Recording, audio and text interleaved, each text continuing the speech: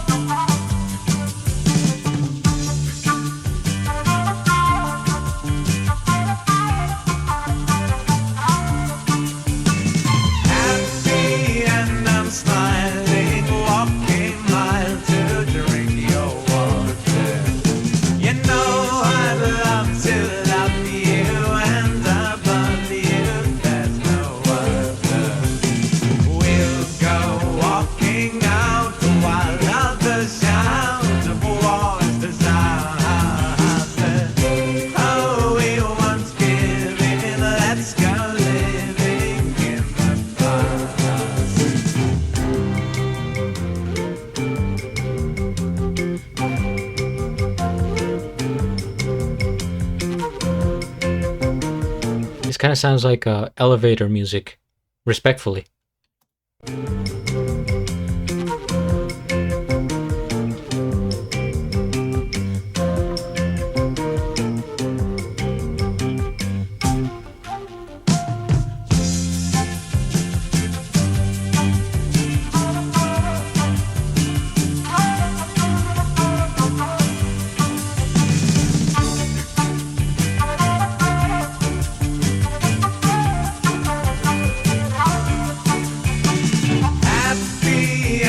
Smiling, walking mile to drink your water. You know I'd love to love you, and above you there's no other. We'll go walking out while others shout of war's disaster. Oh, we once given, let's go living in the past. Dude, I'm concerned for this guy over here playing the maracas. Is he gonna be okay? Let's go living in the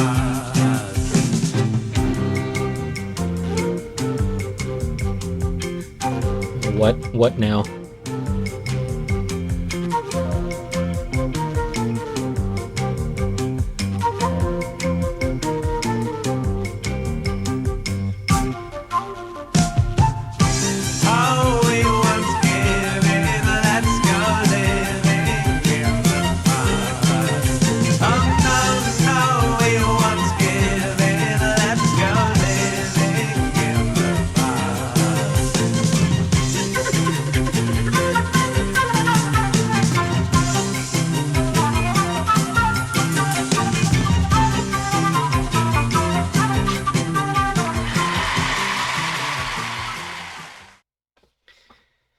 These guys are crazy.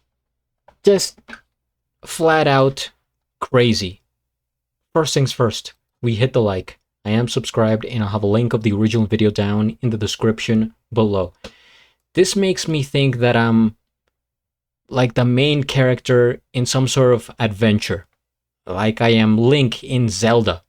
And but of course, if it were based in the 1970s in like the Midwest United States, it's a weird fever dream I get when I listen to these guys, and they know how to draw you in.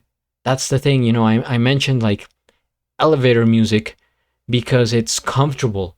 It's a tune that you can kind of play for a long time. That's why if you think about it, they use similar tunes for like elevator music, or if you're on hold on the phone, or like at a game show kind of thing, like Jeopardy. So yeah, it's just like, okay, this is kind of soothing.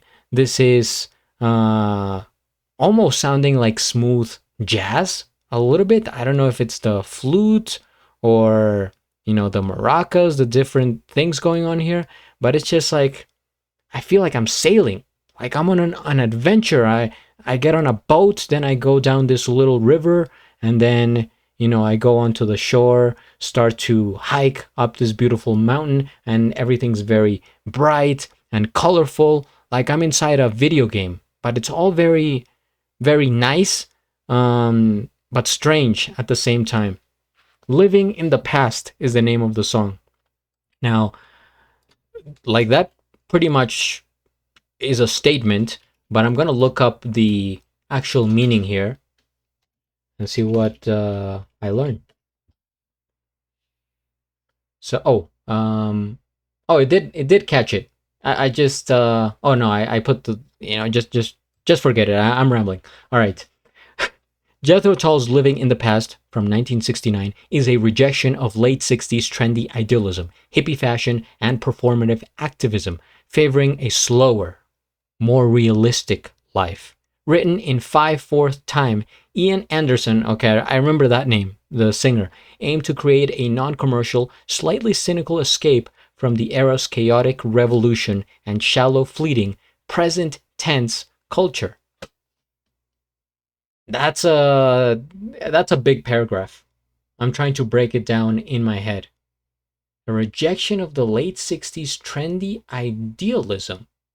Hippie fashion, non-commercial. Okay. All right. Critique of the times. The lyrics specifically target the fashionable, pompous talk of revolution, peace, and love prevalent post-Beatles, which Anderson viewed as shallow and performative. That being said, I wonder what Ian Anderson thought about the Beatles. It seems like maybe he wasn't that much into them by the looks of it. A party pooper perspective. Anderson has stated the song reflects his own comfort in not engaging with the trendy hippie lifestyle, drug culture, or forced superficial social scenes.